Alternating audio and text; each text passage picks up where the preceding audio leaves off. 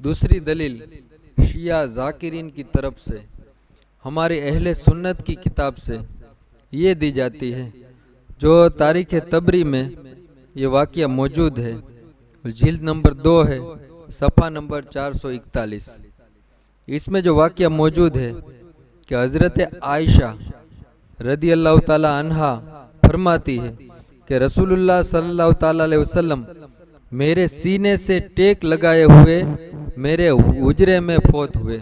आपने विसाल फरमाया और मैंने उसमें किसी पर जुल्म नहीं किया था।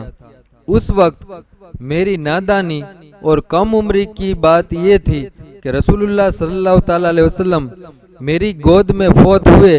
मैंने आपका सर तकिए पर रखा और औरतों के साथ मातम करने लगी और अपने मुंह पर तमाचे मारती थी। यानी सैयदा आयशा सिद्दीक़ा रदी अल्लाह ताला अन्हा वो सरकार सल्लल्लाहु ताला अलैहि वसल्लम के विसाल के बाद आपका सर मुबारक तकिए पर रखा और आप मातम करने लग गई और अपने हाथों से अपने चेहरे को पीटा, चेहरे पर थप्पड़े मारी। और यही वाक़या हदीस की जो किताब है मुस्नद अहमद बिन हम्बल, इस किताब में सही सनद के साथ हदीस नंबर 11040 इसमें मौजूद है। और ये वाक़या सही सनद के साथ मौजूद है मुस्नद अहमद बिन हम्बल में। और इसी तरह वाक़या बयान किया गया है उस हदीस में जो अभी मैंने तारीख़ तबरी से आपको सुनाया। तो इसकी जो सनद है, जो इस मुस्नद अहमद बिन हम्बल में जो ये हदीस बयान की गई, उसकी सनद पर कोई कलाम नहीं, क्योंकि बिल्कुल सही सनद के साथ मौजूद है। तो जो ये वाक़या तारीख़ तबरी में और मुस्नद अहमद बिन हम्बल उस किताब में, दोनों किताब में जो वाक़या मौजूद है, इसको दलील बनाकर फिर शिया जाकिरीन ये कहते हैं कि देखो, जब सैयदा आयशा सिद्दीक़ा रदी अल्लाह ताला अन्हा से साबित है कि उन्होंने भी मातम किया, उन्होंने भी अपने चेहरे को पीटा, तो फिर इससे साबित हो गया कि मातम करना जायज़ है। तो इससे तो साबित हो गया कि सैयदा आयशा सिद्दीक़ा रदी अल्लाह ताला अन्हा ने मातम किया। लेकिन इस हदीस पर जो मुस्नद अहमद में मौजूद है सही सनद के साथ, हदीस नंबर 11040, इस हदीस में जो बयान हुआ है उस पर गौर नहीं किया गया। अगर गौर व फिक्र किया गया होता तो पता चलता कि ये तो जो हदीस बयान हुई है ये तो हमारी दलील है, इससे तो हमारा मौक़िफ़ साबित होता है। ये उनका मौक़िफ़ साबित नहीं होता कि मातम करना जायज़ है, बल्कि हमारा मौक़िफ़ साबित होता है। वो किस तरह से? वो इस तरह से कि आप इसमें जो लफ्ज़ बयान किए गए हैं, जो सैयदा आयशा सिद्दीक़ा रदी अल्लाह ताला अन्हा ने जो बयान किया है, उस पर आप गौर करें। क्या लफ्ज़ बयान हुए हैं?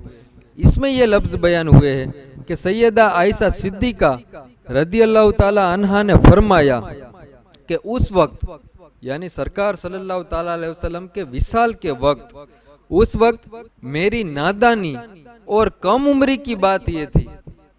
आपने क्या फरमाया कि जो मैंने इस तरह मातम किया और चेहरा पीटा, उसके बारे में सैयदा आयशा सिद्दीक़ा रदी अल्लाह ताला अन्हा फरमाती है कि वो मेरी नादानी और कम उम्री थी कि जिसकी वजह से मैंने ये काम किया। तो इससे तो सैयदा आयशा सिद्दीक़ा रदी अल्लाह ताला अन्हा का रुजू साबित होता है कि उन्होंने रुजू किया कि वो मेरी कम उम्री थी।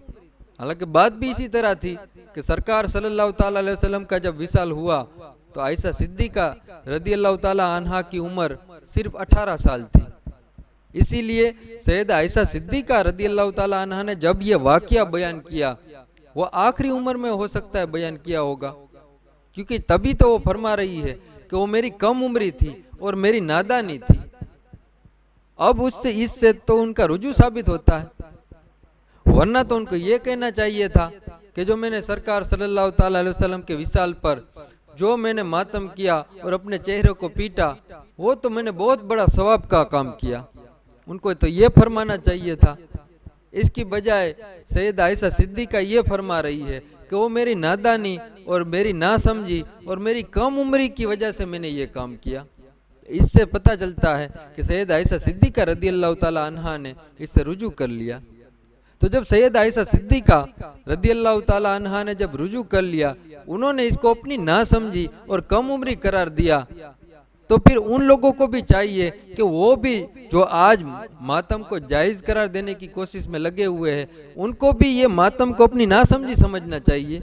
जो सैयदा आयशा सिद्दीक़ा रदी अल्लाह ताला अन्हा ने जो फरमाया, उनको भी चाहिए कि वो भी मातम को ना समझे और कम उम्री की बात समझे कि कम उम्री की वजह से, ना समझी की वजह से हम मातम कर रहे थे। अब उनको भी चाहिए कि वो रुजू करे। जब इस हदीस को, जो मुस्नद अहमद में जो हदीस बयान हुई है, अगर इसको दलील बनाया जाए तो फिर उसकी पूरी बात माननी चाहिए। सैयदा आयशा सिद्दीक़ा से जो रुजू साबित हो रहा है वो भी फिर मानना चाहिए और खुद भी रुजू करना चाहिए।